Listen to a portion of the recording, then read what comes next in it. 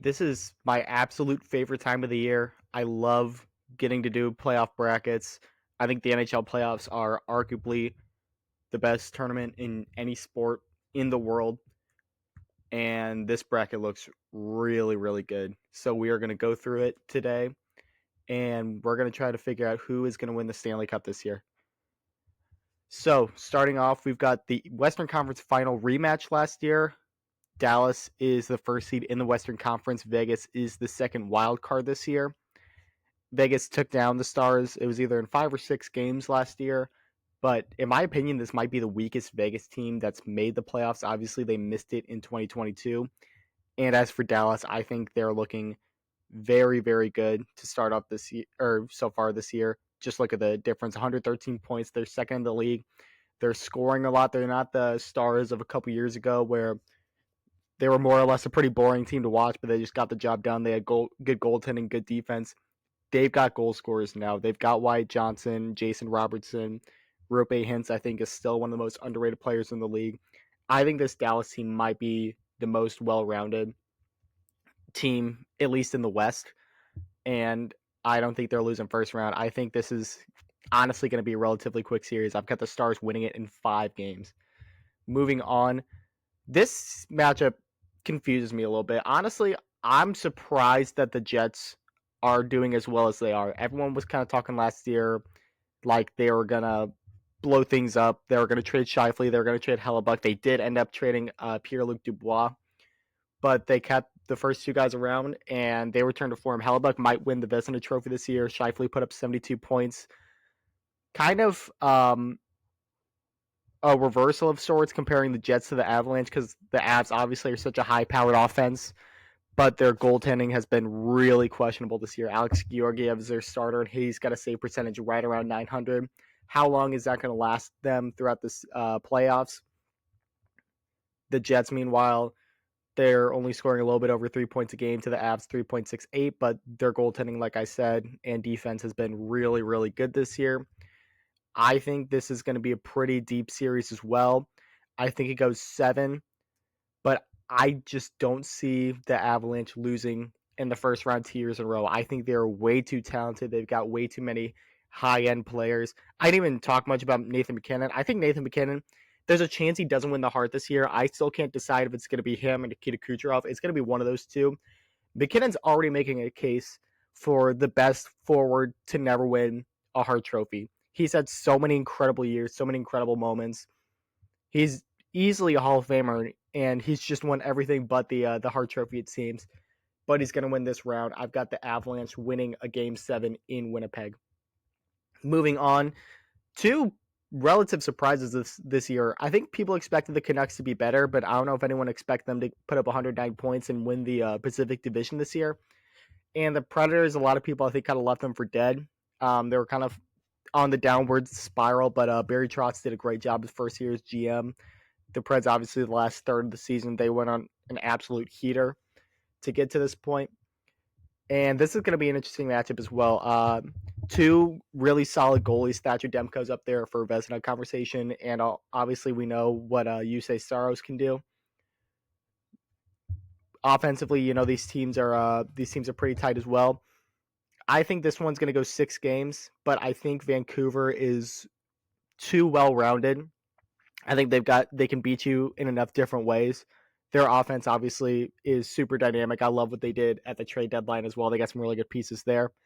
I think the Canucks will win this series and move on to the second round. And we've got a rematch. This is the third straight year the Oilers are playing the Kings in the first round.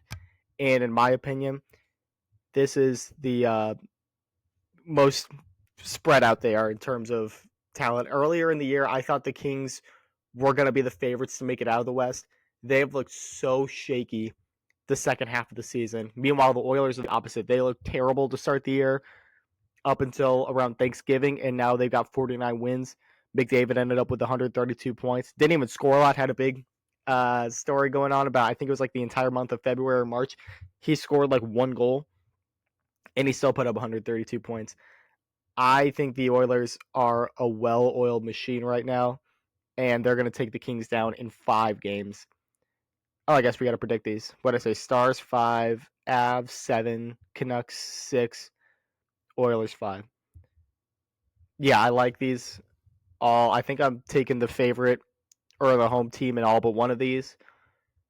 But I mean, I think the Western Conference is a little bit has a little bit less parity than the East. I think the East is going to be an absolute war. So we'll move on to that. And I just want to say thank you, hockey gods, for these Atlantic Division matchups. Uh, we had the Battle of Florida, which I think everyone wanted. I didn't think the Panthers were going to end up winning the division, but thank you, Ottawa, for beating Boston the last game of the regular season. On paper, the Panthers are obviously the favorites, but man, Tampa in the playoffs, we know what they can do. Nikita Kucherov obviously was unbelievable this year, 144 points. Andre Vasilevsky was a little bit shaky towards the end of the year just because he was coming back from injury, but we know he can turn on the playoffs at any time. This team is experienced. I think the Panthers do win this, but I think the Lightning are going to give them everything they can handle. I think the series is going to go 7 games, but the Panthers will make it out of the first round.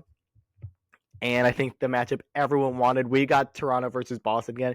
Maybe everyone but Toronto wanted to see this, but for just casual hockey fans, my team's not in the playoffs this year. This is going to be one I'm going to be tuning into every single game.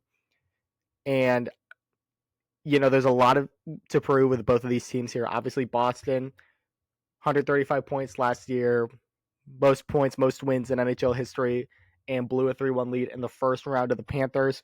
Obviously, they've got some demons to exercise. As for the Maple Leafs, we know all about their first round history. They finally got over the hump last year, winning a series against Tampa Bay, but then immediately lost in 5 games, also to the Florida Panthers. So whoever wins the series going against Florida would be a really interesting storyline. And the cop-out answer here would be Bruins in 7.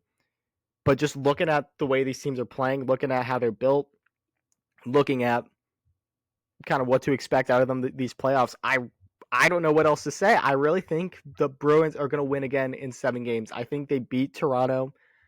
And, if you're a Toronto fan, you obviously won your first series in 20 years last year. But if it's one series, you won 1 second-round game, and then you're back to losing the first round. Does it really feel like you really exercise your demons at all, or does it just kind of feel like almost a blip in the radar? That's not a question for me, obviously, but I've got the Bruins and Panthers in the second round, which I think this is going to be an unreal matchup.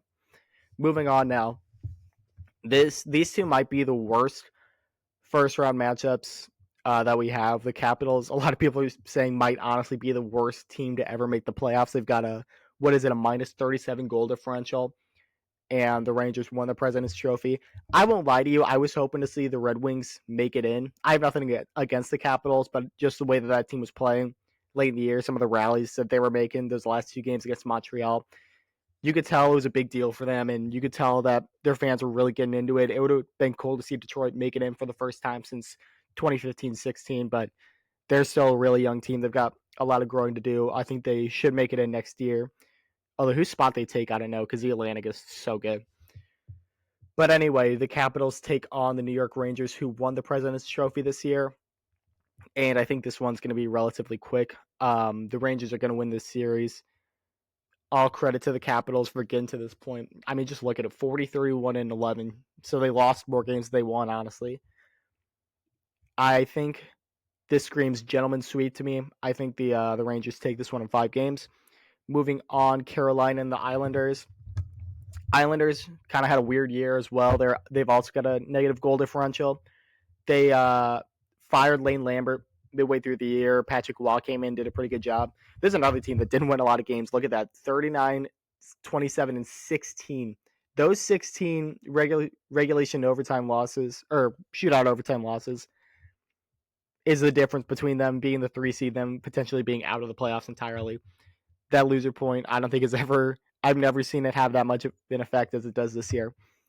But same thing, I think the Hurricanes are just built differently. I love the addition of Jake Gensel. I think he's been fantastic. Kuznetsov hasn't done a ton for them so far. but I think as a depth piece, he should work out pretty well here. He's done well in the playoffs before. He honestly should have won the Conn Smythe in 2018. Honestly, I see another gentleman sweep. I see the Carolina Hurricanes winning this in 5 games. So boom, boom. So yeah, 2 series go to 7, 2 series end in 5. But yeah, that's how I see the first round playing out. So now these second round matchups I think are going to be really good. We got Dallas in Colorado. The past couple of years we've been able to look at one matchup and say, the team that goes on to win this matchup is probably going to go on to win the Cup. A lot of people said that last year with Vegas, and Edmonton and Vegas ended up winning the Cup. A lot of people said that. I know I saw, I think from Spin Chicklets, Paul Biz and I was talking about that with the Blues and the Avalanche in 2022. Obviously, the Avs won that in 6 games. They went on to win the Cup. I don't think you can look at one particular matchup this year and say, oh, whoever wins this is going to win the Cup, because I think I could see all 8 of these teams left winning the Stanley Cup. Honestly, I think this is about as even a second round as you're going to see. So moving on, we're going to start off with the Dallas-Colorado series. Honestly, all the same things ring true. I think the biggest question here is goaltending. Jake Ottinger hasn't had his best year, but his playoff record is so good. And I think that's more than the Avalanche can say. Obviously, Georgiev has had his problems this year. Is he going to be able to lock in and win a series against an incredibly deep and stacked Dallas Stars team? I just don't see it. I think the Stars take this one. I think it goes 6 games, and they'll be back in the conference finals. So 3 teams that made the conference final last year are still alive in my bracket. The only one that's out is Vegas, who obviously won the Cup last year. But that was always going to happen if they were playing each other in the first round. Moving on, Vancouver, Edmonton. This is one of the predictions I was honestly dreading. This series, if it happens, would be fantastic. These teams don't like each other. That much is known. And it's been cool to see Vancouver make the steps that they've taken this year. I think the NHL is better when the Canucks are good. That's such a passionate fan base. It's such a cool arena to play in with super high stakes like this. Excuse me. But who do I see winning this series? I think, man, I've said it for a long time that at some point the Oilers have to win, have to get to the final, have to win the finals. I don't know if this is the year. I honestly don't.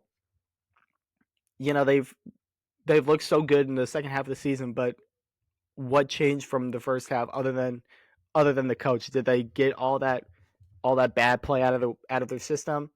Are they due for more regression? Obviously, we know what McDavid and Draisaitl have done, but is the depth going to be enough to get them over the hump?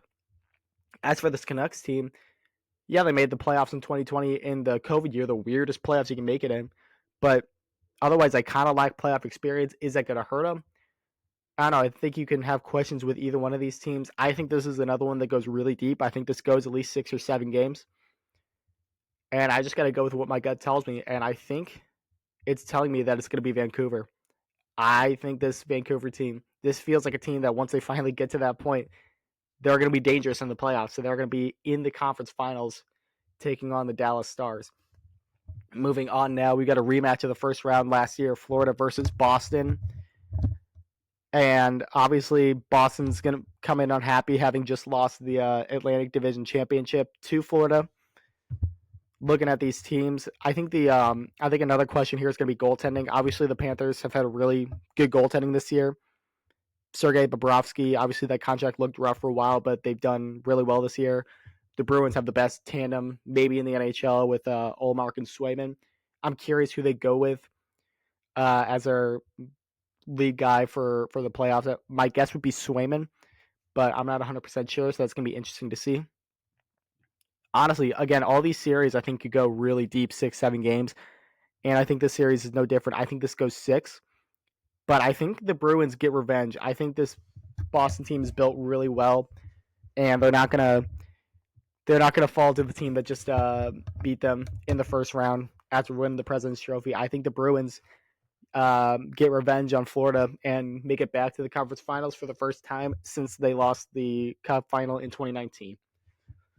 Now we've got two of the three best teams in the NHL points-wise. We've got the Rangers and we've got the Hurricanes. And I got to tell you something.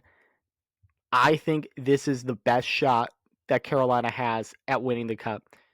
They went all in the trade deadline this year. They've got a lot of expiring free agents, not to mention Rod Brind'Amour. His contract is up at the end of the year. This team has been knocking on the door year after year after year.